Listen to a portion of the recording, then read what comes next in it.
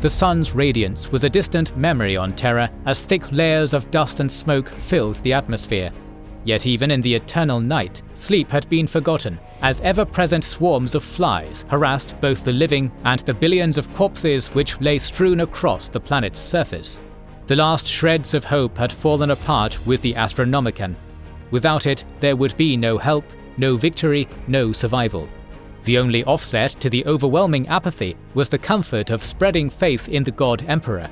But even this spark of hope was snuffed out when death came to topple the walls. Welcome to our series on Warhammer 40k and the Horus Heresy, explaining the origins of the Imperium and Chaos. In this 16th video, we will continue exploring the Siege of Terra, a new chapter in the primacy of Mortarion. After the catastrophic failure of the Saturnine Gambit, the siege continued to progress normally. The only exception being that the Emperor's children completely abandoned any illusions of involvement. Instead, they devoted their time to the perverse worship of Slaanesh. On the 28th of Quintus, Perturabo was summoned by Horus. By now, almost all traitor Titans had reached the surface, and the Warmaster ordered a frontal assault on the ultimate wall. Perturabo refused to conduct an attack that would result in extreme casualties and offered no guarantee of victory. Yet Horus would not be denied. If Perturabo would not comply, someone else would.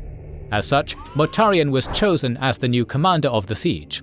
The demoted Iron Warriors were to disperse into other units, effectively ceasing to be a legion until the end of the Siege of Terra or the whims of the Warmaster changed.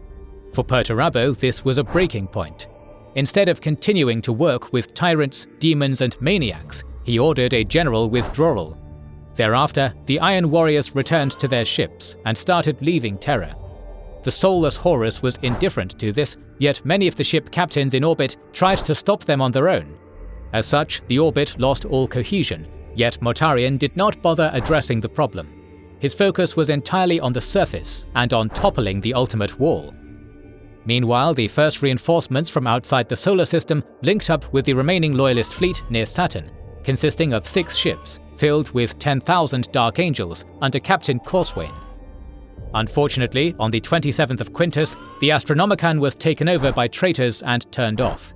Without it, the timely arrival of Guilliman's armada became unlikely. Corswain decided to attempt a breakthrough to relight the beacon. However, the traitor hegemony in space remained uncontested, so any attack was likely to be swatted down. Nevertheless, due to Perturabo's withdrawal, an opportunity to slip by presented itself. Consequently, a small strike force of Dark Angels and the Emperor's personal ship set course on Terra. Corswain hoped to deploy ground forces in a drop pod assault, while the glory-chasing traitors focused on the grand prize of the Emperor's ship. Back on Terra, the Loyalists were aware of an incoming traitor attack. 9 scout groups, each consisting of 3 Titans and Knights, were deployed.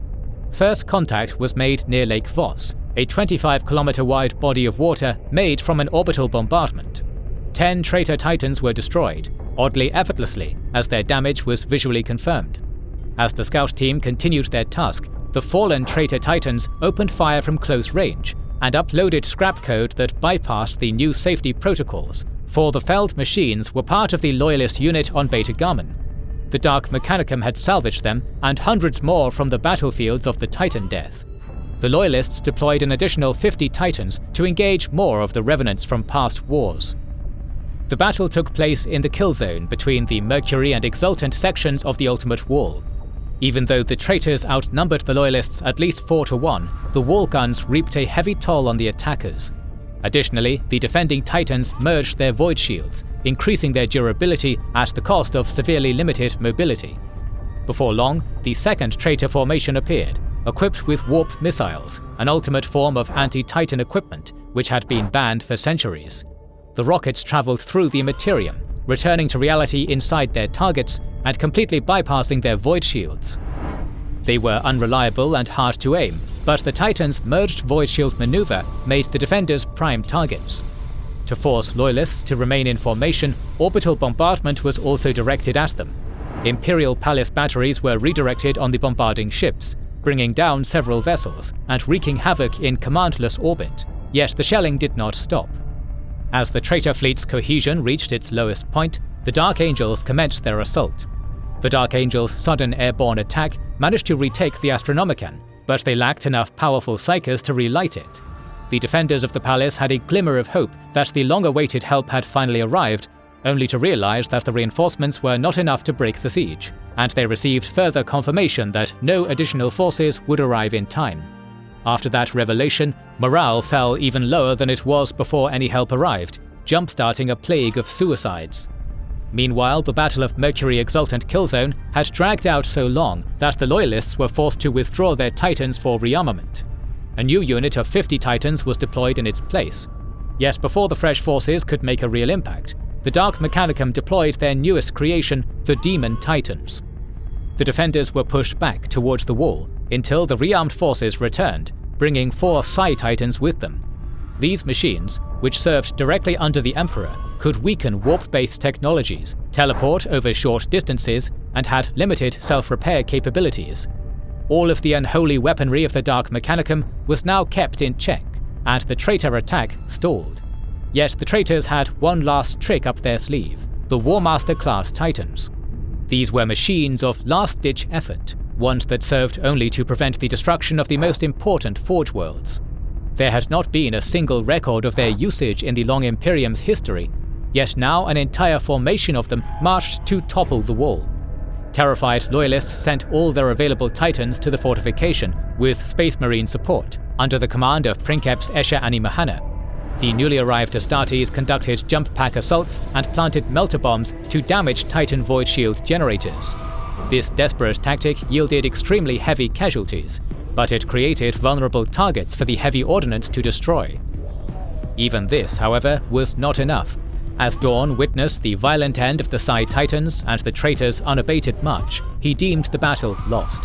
He tasked the remaining Titans to buy as much time as possible. Meanwhile, he ordered the plasma generators embedded in the wall drained. Unfortunately, one of the operators believed this order was sabotage and did not follow the directive. As the traitors finally reached the walls, their drills reached the functional power plant. The ensuing explosion tore a hole 300 meters wide in a kilometer-tall wall. When Mortarion became sure that the battle for Mercury Exultant Killzone would yield victory, his focus shifted to the Lionsgate Barbicans. His plan was to stop any attempt to rapidly redeploy troops to the new front in the Inner Palace. As such, unending waves crashed upon the defenses. The Loyalists could not withstand this onslaught forever. Before the Titans created the hole in the wall, the Gorgonbar, Orumbar, and Orumgard Barbicans had been overwhelmed. To cover the retreat of their garrisons, Sanguinius and the Blood Angels acted as a rearguard. Yet the Angels couldn't be everywhere, and if the Marmax or Colossi Barbicans fell, the orderly withdrawal would turn into a mass slaughter. Despite the renewed ferocity of the attacks, however, both held. The Colossi were expected to last, as they were the White Scar's base of operations. In contrast, the fact that Marmax had not fallen was nothing short of a miracle. Its defenders had withstood fierce attacks that would have broken any unit, and the soldiers there had not succumbed to the apathetic depression that plagued everyone else. Their resilience was all due to the presence of the saint of the Imperial Church, Euphrati Keeler. Her words were nourishment for the soul, her presence a manifestation of the Emperor's protection. Mortarion, however, would not let a miracle triumph over him, and personally led the Death Guard to break the myth of the Emperor's care. In a successful assault, the Plague Marines and demonic dreadnoughts scaled Marmax's walls. In order to save Keeler from certain death, Nathaniel Garro had flown from within the palace to extract her. He arrived late, and to save Euphrati, he had to buy more time at the cost of his life. To that end, he sought Mortarion, the Primarch he betrayed on Isfan III. The demon Primarch of Nurgle provided a chance for the turncoat to return to his legion, and after Garro's refusal, a duel between them commenced. Mortarion toyed with the leader of the Knights Errant until Euphrati Keeler stepped in and channeled the power of her faith into Garro. Erupting with golden light, both Garro's speed and strength now matched that of a Primarch. Yet there is more to battle prowess than just physical capability, and Garro was still slain after scoring just a single strike. The vindictive Mortarion wanted to raise his defeated opponent as his undead demonic servant, yet the protective power of Keeler also denied him that. Before the Primarch could sate his rage on the saint, she was evacuated. Still, Marmax's bastion fell, and with it, the White Scars at Colossi Bastion were in dire risk of encirclement. Additionally, with the ultimate wall breached, they had no choice but to retreat, as every man was needed to plug that hole. As such, Mortarion shifted his focus to deal with the newly arrived Dark Angels. He gave a significant portion of the Death Guard to Typhus to retake the Astronomican, while he, with the rest of his legion, returned to the Lionsgate Spaceport, the headquarters of the traitor forces on the ground. Contrary to Mortarion's expectations, the White Scars had no intention of retreating. Using the underground railway, they had gathered a third of all remaining armoured forces. Due to opening a new front within the Inner Palace and sending troops to deal with the Dark Angels, the traitors had overextended themselves. However, the thought of a loyalist counteroffensive did not cross Mortarion's mind, as any attack would be exposed to bombardment from both orbit and air force. To deal with these threats, Jaghatai brought the sky platform into the theatre. This 11-kilometer-wide construction was the last of the orbital platforms which had been lowered within the void shields of the palace to serve as a carrier. As the platform reached above the Colossi Bastion, the 3 armoured columns of White Scars rode out below it to retake the Lionsgate Spaceport. The fleet in orbit started shelling the platform, yet it was designed to withstand such attacks. From Sky's bowels, the last few dozen fighters deployed against a much larger traitor air force. After several hours, as the Loyalists were nearing the spaceport, the Sky's platform void shields were broken, its engine was damaged, and it began losing altitude. Its captain bid farewell to the Astartes and changed course to crash into hordes of traitors swarming into the Inner Palace. The White Scars entered the spaceport, which had been transformed into a domain of Nurgle. The air was stale, filled with noxious toxins, and the floor was covered knee-deep in viscous sludge. The Death Guard protected their headquarters with undying tenacity. Ascending floor by floor, the Loyalists found pushing forward to be a near insurmountable ordeal. Every wound or damaged air filter meant contracting a deadly disease, while victory seemed to slip further away with each passing moment. But there was no retreat. The sky platform had already crashed and the air force was scattered. The only way was up. After 8 hours had passed and another several floors had been cleared, Jaghatai realized that the offensive couldn't succeed with brute force alone. Thus, he gathered librarians and ordered them to teleport him to Mortarion's location. It was so far away that casting the spell was paid for with the lives of the Psykers. The brothers faced each other once again. While in the past they had been evenly matched, after his ascension to demonhood, Mortarion became death incarnate. Yet despite sustaining mortal blow after mortal blow, Jaghatai kept going. Still full of bitter rage after the events at Marmak's Barbican, Mortarion attacked with increased fervor, with each strike being more powerful than the last. Before long, the traitor overexerted himself. His vision became blurry and his reactions slowed down. Jaghatai won the battle of endurance against the Grim Reaper, and mustering all his remaining strength, decapitated Mortarion in one swift movement. It was a bitter victory, as the Loyalist Primarch would bleed out over the next few minutes. Mortarion, however, was not exactly dead, as after the ascension to demonhood, his death was replaced by banishment to the warp for several years. Yet the echo of his banishment reached all of his legion. The traitor Space Marines became aware that their bodies had become riddled with diseases.